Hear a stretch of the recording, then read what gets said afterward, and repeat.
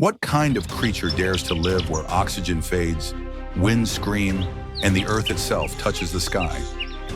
Welcome to Pakistan's high Himalayas, a world so cold, so raw, it feels like nature's final exam.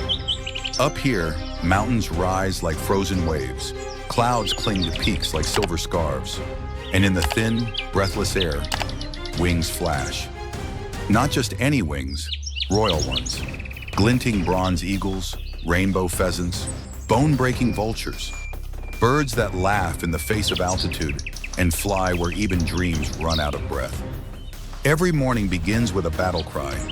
Golden eagles soaring over ice ridges, Himalayan griffins circling invisible thermals, monals turning sunlight into color. This is the roof of the world, and these are its kings and queens. Did you know the bearded vulture eats bones and actually digests them? Or that some mountain birds nest higher than helicopters can fly? Yeah, the Himalayas don't do ordinary. So buckle up. We're going above the clouds where feathers meet frost and every flight defies gravity itself. Ready to meet the true rulers of the high peaks? Let's start with the one who owns the wind, the golden eagle. Ever looked at a mountain peak and thought, nothing could live up there?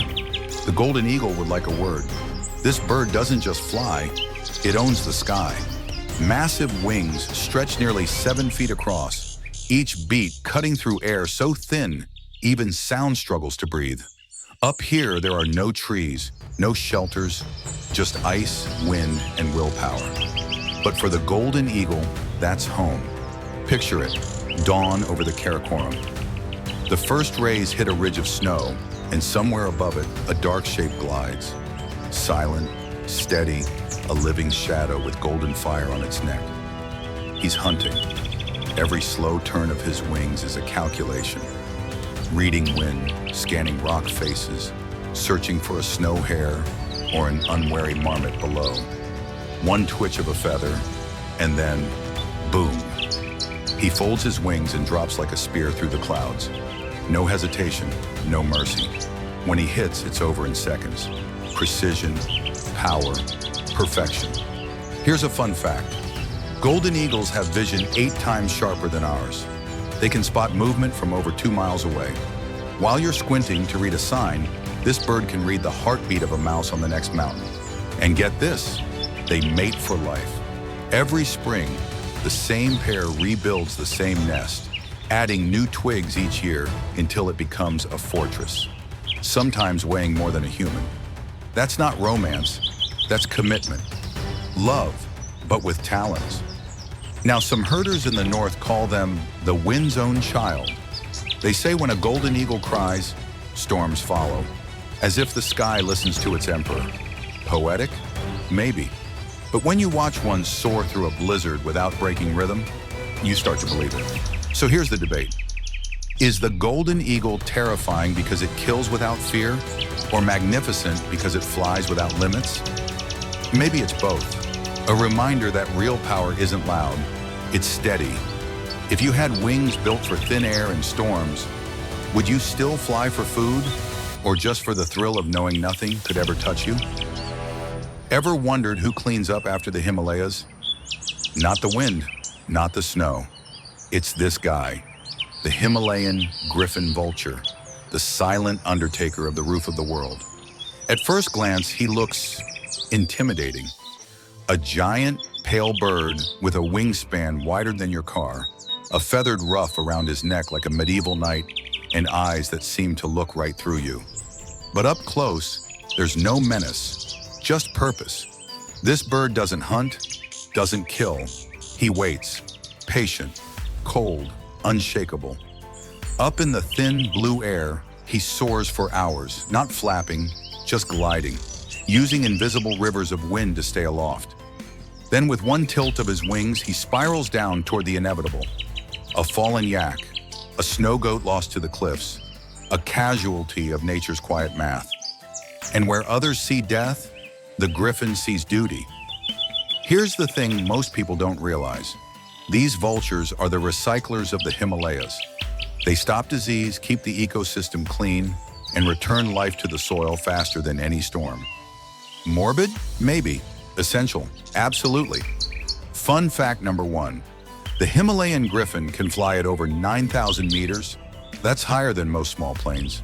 Their lungs are so efficient, they can breathe air that would make a human faint in seconds. Fun fact number 2. Their stomach acid is powerful enough to dissolve anthrax bacteria. Yes, anthrax.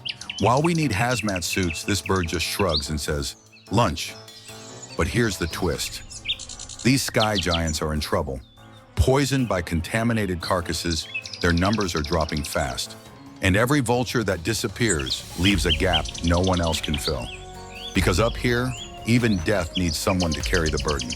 So tell me, when you think of beauty, do you picture color, grace, and song, or quiet strength that turns death into balance? Because in the Himalayas, the true kings don't wear crowns. They just spread their wings and keep the mountain breathing. Ever heard of a bird that eats bones for breakfast? Yeah, meet the bearded vulture, or as the locals call it, the Lammergeier, the mountain's most misunderstood genius, half myth, half monster, and 100% magnificent. Imagine a vulture that looks like it just walked out of an ancient legend. Rusty orange chest, long dagger-like wings, and a black beard hanging beneath eyes that burn crimson in the snowlight. It doesn't circle in chaos like other vultures. It glides, smooth, silent, deliberate, like a blade cutting through cold air. But here's the crazy part. It doesn't even eat flesh. Nope. It waits until the others are done, then swoops in for the leftovers. Bones. Long, dry, frozen bones. And instead of giving up, it does something genius. It grabs the bone in its talons, soars 100 meters into the air, and drops it onto rocks. Smash. Again and again, until the marrow spills out like liquid gold. Nature's version of cracking a safe. That's not savagery, that's science. Bearded vultures are one of the only animals in the world known to use tools. Ravens cheat, chimps improvise. But this bird? He invented aerial physics. Fun fact number 1. The orange tint on his feathers? He paints himself. Seriously. He bathes in red soil and iron oxide mud to give that fiery glow. Scientists still debate whether it's camouflage, dominance display, or pure vanity. Either way, he's the only bird wearing his own custom color palette. Fun fact number 2, he can digest bones completely, not just the marrow, the bone itself. His stomach acid is 12 times stronger than a human's. Forget knives. This bird eats calcium like candy. But here's the twist. For all his power, the Lammergeier's flight is silent. You never hear him coming, just a shadow gliding across the snow and the soft crack of stone echoing through the valley. So tell me, is this bird a monster, a genius, or a philosopher with wings? Because maybe the bearded vulture isn't just feeding on death, he's recycling it into strength.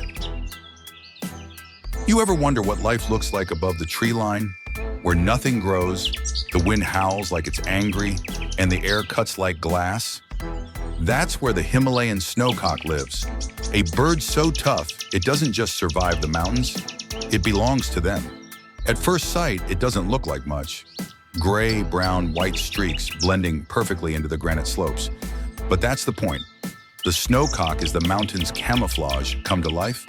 You might hike past a whole family of them and never know, until one lets out that piercing whistle that ricochets off the cliffs like a warning shot. Picture this. It's dawn. The peaks are still blue with shadow, and the snowcock stands at the edge of a ridge, chest out, wind roaring around it, calling out across the valley. Not for show, not for song, just to say, still here. Because up here, presence is victory. When danger comes, a golden eagle overhead, a snow leopard below. The snowcock doesn't panic.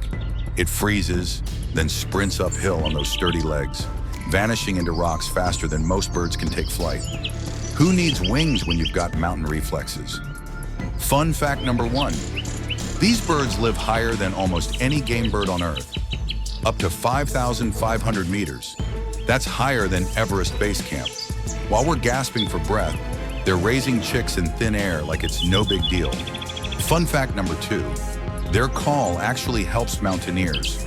Trekkers in the Karakoram say they can judge the weather by the pitch of the snowcock's cry. Low and heavy means storm coming, high and sharp means the skies will clear. Local legend says, when the snowcock laughs, the mountain breathes easy. But here's the twist. This bird isn't fierce, or flashy, or fast. It's humble, patient, and relentless. A reminder that survival isn't about strength, it's about belonging where others can't. So tell me, would you rather chase glory in the valleys, or earn respect where only silence and snow dare to stay? Ever seen color so bright it feels like the sun itself stopped to stare? That's the Himalayan Monal, the mountain's living rainbow, the bird that turned the Himalayas into its personal runway. Up here, where the air burns cold and the sky looks close enough to touch, the Monal appears like a dream breaking through fog. Metallic green head, blazing copper neck, sapphire wings, and a tail that glows like molten gold. You don't find this bird, it announces itself. At sunrise, the forest floor still wet with snowmelt. The Monal struts out from the pines. He digs in the soft earth for roots and worms, each movement a shimmer of color, like light skipping off ice. Then he stops, turns slightly. That emerald crest catches the dawn, and suddenly the mountain doesn't feel so gray anymore. But behind all that glamour, a survivor's story. The Monal lives at altitudes where oxygen thins, snow covers food for months, and nights can drop below freezing. Yet even in that harshness, it thrives, a living defiance of winter. Fun fact number 1, the Himalayan Monal is Nepal's national bird, but also roams freely across northern Pakistan. Locals call it Danfi, the bird of spirit and color. It's said that when a Monal takes flight, it carries the soul of the mountain with it. Fun fact number 2, those dazzling colors aren't pigment, they're structural. Each feather acts like a prism, bending light into shifting hues. So depending on the angle, one bird can look green, purple, or bronze, as if it's constantly changing clothes mid-step. But here's the twist. While the male is a walking masterpiece, the female is soft brown, perfectly camouflaged. She guards the nest unseen, while he flashes his colors in the open. A partnership of beauty and invisibility. In the Himalayas, balance isn't just poetic, it's survival. So tell me, in a world this cold and cruel, would you rather blend in quietly or shine so bright the mountains remember your name? You ever seen a bird that treats gravity like it's optional? That's the yellow-billed chough, the fearless stunt flyer of the high Himalayas. Picture this, a line of jagged cliffs, the air so thin even sound feels tired. And suddenly, a black flash dives off the edge. Wings folded, spinning, looping, riding the updrafts like a roller coaster made of wind. That's not chaos, that's choreography. Because this bird doesn't just fly for food, it flies for fun. With its glossy black feathers and banana yellow bill, the chough looks like a crow who found religion in the sky. But unlike crows, it's not scavenging trash. It's snatching insects from midair and dancing through thermals like a professional daredevil. They even play in the snow, tumbling down slopes, flipping sticks to each other mid-flight, and stealing yak hair to line their nests. You can't make this up. The Himalayas have comedians. Fun fact number 1, these birds can survive at altitudes higher than 8,000 meters. That's the summit of Everest territory. They've been seen gliding right alongside climbers as if escorting humans out of their comfort zone. Fun fact number 2, their flight calls actually change with altitude. At lower levels, it's short and sharp, but higher up it stretches and softens. Scientists think it's to carry better in thin air. Basically, they've got a built-in mountain accent. But here's what's beautiful. They don't travel alone. Choughs live in tight-knit flocks, calling, laughing, swirling together like living smoke rings. One dives, the rest follow. It's chaos, sure, but it's joyful chaos. A reminder that even in a land of ice and stone, play still matters. So tell me, if you could dance with gravity like that, would you fly for survival or just for the thrill of laughing in the face of the storm? Ever met a bird that refuses to take life seriously, even at 20,000 feet? That's the alpine chough, the yellow-billed daredevil who treats the Himalayas like a playground. You'll hear them before you see them.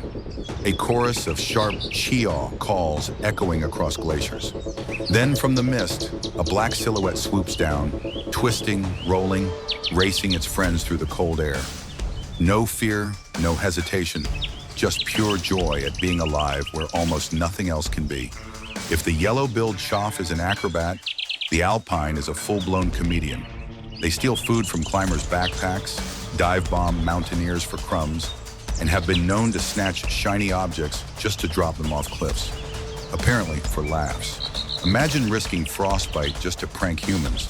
That's commitment. Fun fact number 1, alpine choughs are the highest breeding birds in the world.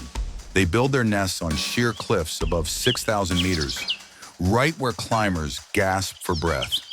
While we struggle with altitude sickness, they're feeding chicks like it's brunch time. Fun fact number 2, they're expert meteorologists. When the weather shifts, choughs descend, long before a snowstorm hits. Mountain guides actually watch their movements to predict incoming blizzards. Forget weather apps, just trust the birds.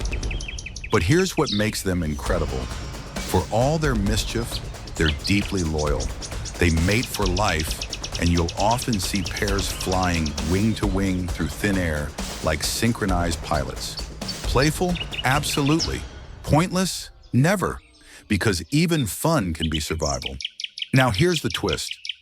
Alpine choughs have been spotted following climbers to the summit of Everest, circling the very top like guardians of the gods. Imagine reaching the highest point on Earth and realizing the birds beat you there. So what do you think?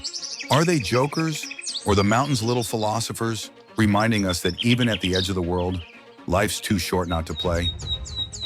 Ever seen a butterfly made of feathers dancing across a vertical cliff? That's the wall creeper, a bird so graceful, so unreal, it looks like a dream someone forgot to finish. At first you might miss it, just a speck on a sheer wall of granite. Then it moves, soft gray body clinging to the rock, and suddenly, flash. Those wings open, and the world changes color. Crimson, black, silver, a streak of fire against the mountain's cold face. It doesn't fly, it floats, flitting from crack to crevice, like a heartbeat pulsing against the stone. This isn't a mountain bird that endures, it adapts. While others soar or nest in valleys, the wall creeper lives on cliffs themselves. It feeds on insects hiding in rock fissures, hopping sideways like a mountaineer with wings. No fear, no hesitation. It just belongs there, as much a part of the wall as the ice itself. Fun fact number 1, the wall creeper has a heart rate that slows dramatically mid-flight, allowing it to hover and change direction instantly, like a hummingbird built for altitude. Scientists still study its wing design to understand how it maneuvers in such thin air. Fun fact number 2, in some Himalayan villages, people believe the wall creeper carries luck. If it lands near your home in winter, they say your year will be calm and prosperous, because even the mountains trust the wall creeper to find safety in chaos. But here's the twist. It doesn't sing loud, it doesn't fight hard, it just moves beautifully. A silent rhythm painted against impossible cliffs. And somehow that's enough. So tell me, would you rather conquer the mountain or learn to dance with it like this tiny red-winged ghost? Because maybe in a world full of noise, grace is its own kind of power. Ever think of pigeons as city birds, gray, noisy, eating crumbs by traffic lights? Then you've never met their royal cousin, the snow pigeon. Forget sidewalks. This one walks the clouds. Up here, where cliffs slice the sky and snow never melts, the snow pigeon flutters quietly between the rocks, soft gray wings tipped with white, and a calmness that feels almost sacred. While the eagles rule with power, this bird rules with peace.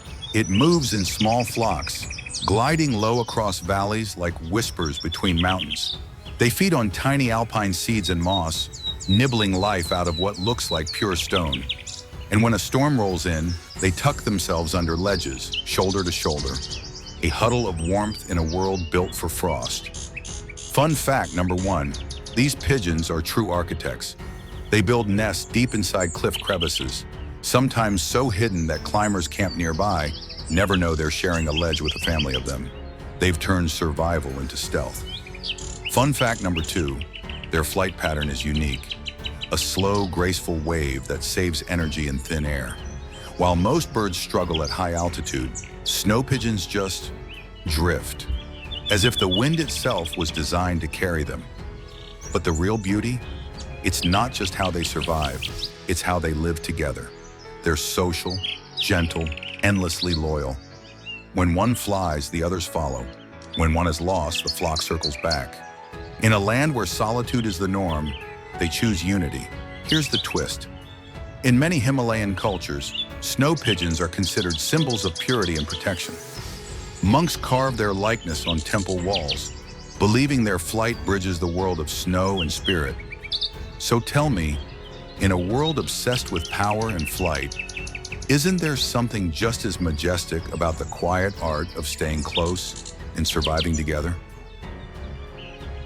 Ever heard a song so gentle it makes the mountains stop and listen? That's the rufous-breasted accentor. Small, warm-colored, and utterly fearless of silence. While the wind screams over glaciers and cliffs, this tiny bird hops along the snowline, a speck of rust and gray against a white infinity. It's not chasing glory or survival drama. It's just living. A soft voice in a world that forgot how to be soft. At dawn, when the frost still clings to the grass, the accentor starts to sing. Not loud, not desperate, just steady, like a conversation between the bird and the sun. You'd think a creature this small would hide, but no. It stands right there on a rock, chest puffed, rufous feathers glowing like embers in the cold. A quiet declaration, I'm still here. Fun fact number 1, the rufous-breasted accentor actually thrives in the cold. It has a faster metabolism than most small birds, burning energy so quickly that it can stay active while others huddle and wait for warmth. Think of it as nature's tiny furnace with wings. Fun fact number 2, this bird changes its social rules with the weather. In summer, it's territorial. No one's allowed near its nest. But in winter, it joins mixed flocks with other species, sharing food and safety. It knows when to fight alone and when to survive together. But here's the twist. You'll rarely see it fly high or far. It doesn't need to. It owns the quiet ground, the frozen meadow, the in-between spaces everyone else forgets. It's not built for spectacle. It's built for peace. So here's a thought. Maybe the real courage isn't soaring above storms, but singing beneath them. Because in the kingdom of peaks and thunder, the rufous-breasted accentor reminds us that even the smallest voice can warm the snow. Ever seen something so elegant it feels out of place in the wild? That's the Kashmir pheasant, a bird that walks through the Himalayan undergrowth like it's gliding down a red carpet. Step into the mid-mountain forests, where mist hangs low, pine needles shimmer, and sunlight breaks through in silver spears. That's where the Kashmir reigns. He's no flashy show-off like the Himalayan Monal up high, but there's a quiet nobility in his black and silver plumage. Each feather polished like armor forged from moonlight. His red face patch flashes through the fog, a single spark in the shadows. He moves carefully, not shy, not bold, just aware of everything. Every crunch of a leaf, every whisper of wind. When danger comes, he melts into the forest floor so smoothly, it's like he was never there. That's not fear, that's experience. He's lived long enough to know when to be loud and when to vanish. Fun fact number 1, the Kashmir pheasant is one of the most adaptive mountain birds. From the snowy oak forests of Gilgit to the warmer foothills of Azad Kashmir, it changes its diet, its routine, even its behavior to match the season. Flexible, calm, and endlessly clever. Basically the Zen master of the Himalayas. Fun fact number 2, during courtship, the male performs a mirror dance. He circles the female, fanning his tail and puffing his chest, not aggressively, but gracefully. like he's saying, I could fight, but I'd rather charm. It's nature's most polite love story. But here's the twist. While the male steals the spotlight, the female's the real strategist. Her feathers are soft brown, blending perfectly into leaf litter. She's the unseen protector, the calm beneath all that male drama. So tell me, in a world obsessed with standing out, isn't there something royal about mastering the art of blending in? Because the Kalaj pheasant doesn't need applause. The forest already bows in silence when he walks by. Ever hiked through a Himalayan forest and heard that soft, rhythmic tuck-tuck-tuck echoing through the fog? That's not a lost mountaineer. That's the brown bear-headed woodpecker, the heartbeat of the hills. This bird is small, quiet, and ridiculously focused. You'll find it clinging to a pine trunk, head cocked, eyes sharp, and then tap, tap, tap, precise, deliberate, musical. It's not just making noise, it's sending messages to rivals, to mates, to the forest itself. Every knock means something. It's Morse code for survival. Its look, surprisingly chill. Warm brown head, streaked back, white underparts dusted like wood ash. It's got the calm energy of a craftsman. No rush, no panic, just steady work, one tree at a time. Fun fact number one, woodpeckers like this one can hammer up to 20 times per second without giving themselves a concussion. Their skulls act like shock absorbers, and their tongues wrap around their heads, literally, to cushion each hit. Basically, they come with built-in safety helmets. Fun fact number two, they're not just drummers, they're engineers. Each cavity they carve becomes a future nest for other species. Tits, nuthatches, even small owls. When they move on, the forest moves in. A single woodpecker can shape an entire ecosystem. Talk about leaving your mark. But here's the twist. The brown bear-headed woodpecker doesn't shout for attention. You won't see bright colors or dramatic displays. It thrives on patience, carving out rhythm in a world that never stops moving. Every knock, every hollow is a reminder that persistence builds shelter. Literally. So tell me, if you could create something that would outlast you, would you do it loud or quietly, one tap at a time? Because in the Himalayan mist, this little drummer proves that greatness doesn't always echo. Sometimes it just hums through the trees. Ever heard a sound that feels like the mountain itself is calling your name?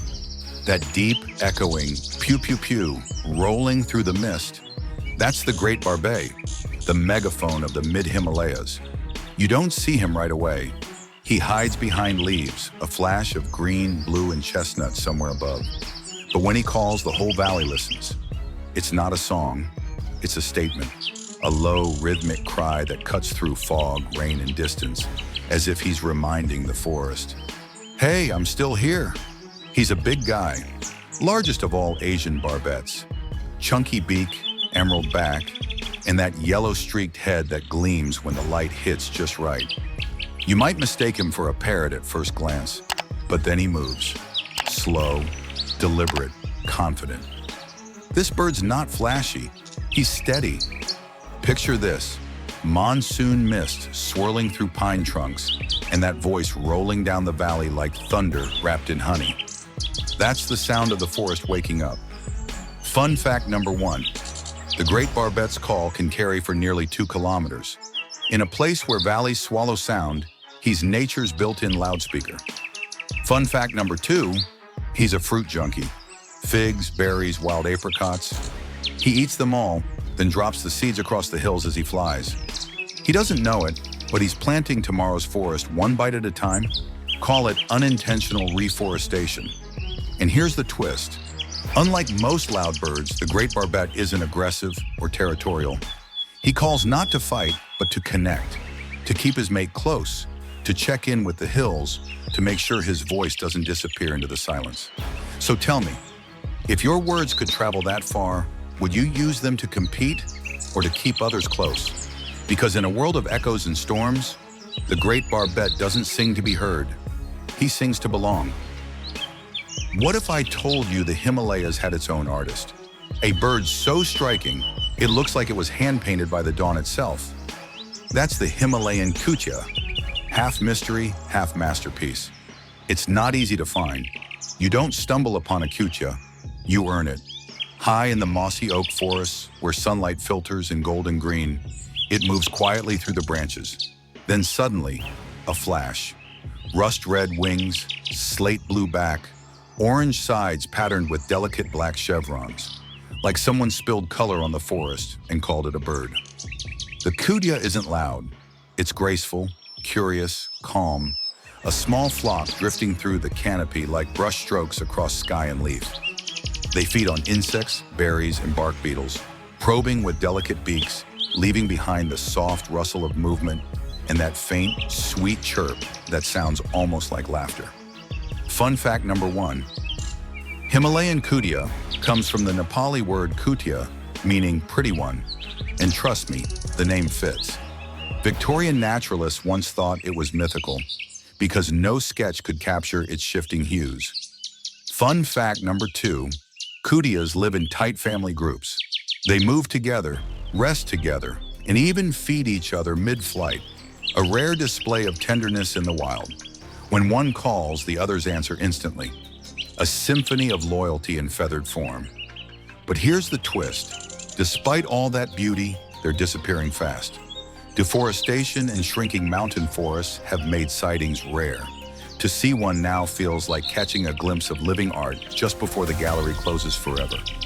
So tell me, in a world that moves too fast to notice its own beauty, what happens when the colors go quiet? Because maybe the Himalayan kutia isn't just a bird, it's a reminder to look up before the masterpiece fades from the frame. Ever met a bird that looks like it's always ready for a black-tie dinner, even in the wild? That's the collared finchbill, the most dapper little gentleman gliding through Pakistan's Himalayan foothills. He's small, but impossible to miss. Olive green body, black head, and that perfect white collar circling his neck like he's wearing a tuxedo to breakfast. He perches on bamboo, tail flicking, singing his heart out with that confident, bubbly warble. Equal parts charm and confidence.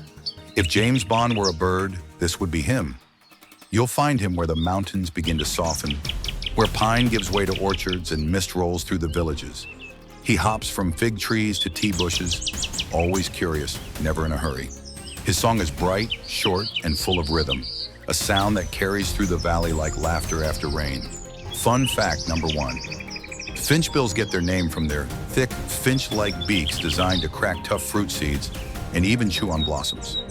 Yes, this bird snacks on flowers, because even survival can have style. Fun fact number 2, they're social butterflies, or rather, social songbirds. They travel in pairs or small groups, calling to each other constantly, as if afraid the world might get too quiet without them. Some say their duet calls actually help pairs stay synchronized while feeding. That's teamwork, or the cutest kind of codependency. But here's the twist. For all their elegance, they're scrappy survivors. They thrive in human-altered landscapes, gardens, orchards, roadside trees. They adapt to noise, people, and chaos, and still find a way to sing. It's like they looked at modernization and said, fine, we'll make it fashion. So tell me, in a changing world, is it better to resist the noise or learn to sing above it? Because the collared finchbill has mastered both, grace and grit, melody and mess, all while looking effortlessly cool. Ever seen a bird that doesn't fly through the air? It flies underwater? Meet the brown dipper, the little aquatic acrobat of the mountain streams. It's dawn in the Himalayas. Snowmelt rushes down from the peaks, cold, wild, unstoppable. And there, on a slick rock in the middle of the torrent, a tiny brown bird bows once, twice, and dives straight in. No hesitation, no splashy drama, just a blur of feathers and bubbles. This bird doesn't fear the water, it belongs to it. With short wings built for power, not distance, and eyelids that act like goggles, the brown dipper hunts beneath the current, snatching insects and larvae clinging to stones. Then it pops back up, shakes off the river like a bad joke, and starts singing. Right there, in the spray, a voice so clear, it somehow rises over the roar of the stream. Fun fact number 1, the brown dipper can stay submerged for up to 30 seconds, walking along the riverbed using its wings as paddles. It's not just swimming, it's strolling underwater. Scientists still can't fully explain how it resists that current. Mountain magic, maybe. Fun fact number 2, its song doesn't echo like most birds. It's pitched specifically to cut through rushing water noise. Think of it as nature's built-in microphone filter. The Himalayas' first sound engineer. But here's what makes it special. The brown dipper doesn't migrate. When rivers freeze, it stays. When snow falls, it keeps diving. The same bird, the same song, echoing through seasons when almost everything else has fled. So tell me, would you dive into the cold for what you love? Because this tiny brown bird does it every single day, proving that sometimes courage isn't loud or flashy, it's just consistent. Ever walked through a mountain village at sunrise and heard a voice that made you stop mid-step? That's the Himalayan Bulbul, the little rock star of Pakistan's northern valleys. You'll see it perched on a wire, white cheeks glowing against a smoky black crest, tail tipped in white, looking like it's permanently posing for an album cover. It doesn't hide, it performs. Every note it sings bounces off the hills like laughter on a cold morning. If the Himalayas had a soundtrack, this bird would have written the chorus. The bulbul isn't afraid of people. In fact, it kind of likes us. It flutters through orchards, hops on rooftops, and steals mulberries right out of fruit baskets. Farmers pretend to hate it, but let's be honest. Everyone smiles when they hear it sing. It's that kind of voice, bright, playful, like it knows the secret to staying happy is never taking life too seriously. Fun fact number 1. The Himalayan bulbul can mimic other birds, but it doesn't copy them exactly. It adds its own twist, a remix, if you will. Scientists call it call fusion. I call it musical confidence. Fun fact number 2, this bird's song actually changes with altitude. In low valleys, it's slower and softer. Higher up, it's fast and sharp, like it's adjusting its playlist to match the air pressure. But here's what's really special. The bulbul sings even in winter. When the forest goes silent and snow mutes the hills, it still finds a reason to hum. Because for this bird, music isn't decoration, it's survival. Singing means claiming space, keeping warm, keeping alive. So tell me, if you lost everything that made life comfortable, would you still find a song to sing? Because the Himalayan bulbul doesn't just survive the mountains, it celebrates them. Every sunrise, every note, a reminder that joy itself is an act of defiance. Ever seen something so small it looks fragile, until you realize it's outsmarted the entire forest? That's the black-throated tit, a ball of feathers, brains, and pure confidence. This little bird weighs less than a coin, but you'll never mistake it once you spot that black chin patch, that caramel brown back, and those big, curious eyes that seem to say, yeah, I know I'm adorable. What of it? In the high pine forests, they travel in buzzing flocks, darting between branches like streaks of motion, never still, never quiet. One moment they're upside down picking off insects, the next they're gone, a whisper of wings in the cold air. They move with the energy of caffeine and teamwork. Here's the fun part. They're not just fast, they're smart. These tits have complex social systems. They cooperate, share food, and take turns guarding. Basically, a feathery version of a perfectly functioning group chat. Fun fact number 1, they weave intricate hanging nests shaped like purses, made from moss, spider silk, and fur. It takes days of patience, and the finished nest can survive high winds and snow. Engineering degree, feather addition. Fun fact number 2, they're masters of mimicry. Not to copy other birds, but to confuse predators. If a hawk gets too close, the whole flock switches calls mid-flight. It sounds like chaos, but it's actually coordinated misdirection.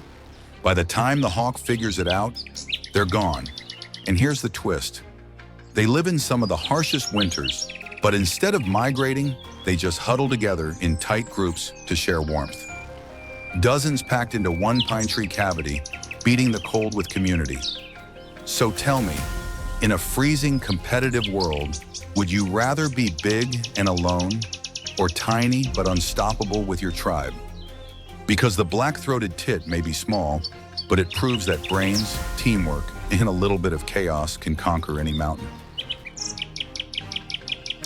Ever walked through a Himalayan valley at night and felt watched? That's not your imagination. That's the Eurasian eagle owl.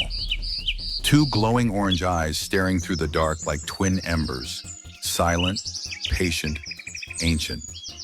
If the day belongs to eagles, the night belongs to this creature. Broad wings, massive talons, tufts like devilish horns that twist with every whisper of wind. It doesn't fly, it glides, a ghost sliding through moonlight without a sound. No wing beat, no echo, just presence. In the high cliffs of northern Pakistan, where moonlight spills over stone and silence hums, this owl perches on a ledge, listening, really listening. Every squeak, every breath of movement. Then without warning, gone. A blur through the dark, and by the time you look up, the hunt is over. Swift, precise, merciless. Fun fact number 1, Eurasian eagle owls have special feathers that silence their flight. Tiny fringes along the wing edges muffle turbulence, so even their prey can't hear death coming. They are the original stealth aircraft.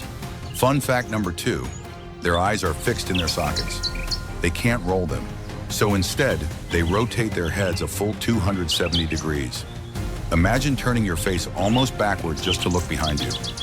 Creepy? Absolutely. Effective? Perfectly. But here's the twist. Beneath all that menace lies loyalty. These owls mate for life, often returning to the same nesting cliffs for decades. And when one calls across the valley, that deep, booming hoo-hoo, the sound rolls through the mountains like a heartbeat. Powerful, unforgettable. Some locals believe that if you hear an owl's cry at midnight, a storm or revelation is coming. And honestly, when that voice cuts through the darkness, you kind of believe it.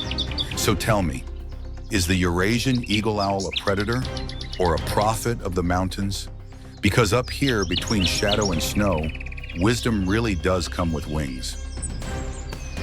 So, after soaring through storms, diving through rivers, and singing with the clouds, what have we really seen up here? Not just birds. We've seen stories, 20 of them, written in feathers and wind. The hunters, the healers, the tricksters, the artists. Each one carved by the same brutal landscape. Each one finding its own way to call the mountains home. From the golden blaze of the Monal to the silence of the eagle owl. From the reckless laughter of the choughs to the gentle song of the Bulbul in the valley mist. The Himalayas aren't empty, they're alive.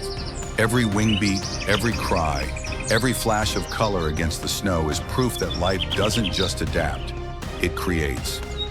These are not just birds of beauty, they are architects of ecosystems, carriers of seeds, keepers of balance in a world built on extremes. They live in a place where one wrong gust can mean the end, and still, they fly. And maybe that's the lesson. Strength doesn't always roar like an eagle. Sometimes it hums like a bulbul, or dances like a wall creeper, or just holds its ground like a snowcock on a ridge of ice. So tell me, after meeting the kings and queens of Pakistan's high peaks, which one stayed with you? The fierce? The funny? The fearless? Drop it in the comments, because the Himalayas don't just belong to those who climb them. They belong to those who listen. And as the light fades over the summits and the last snowcock calls across the ridges, remember this.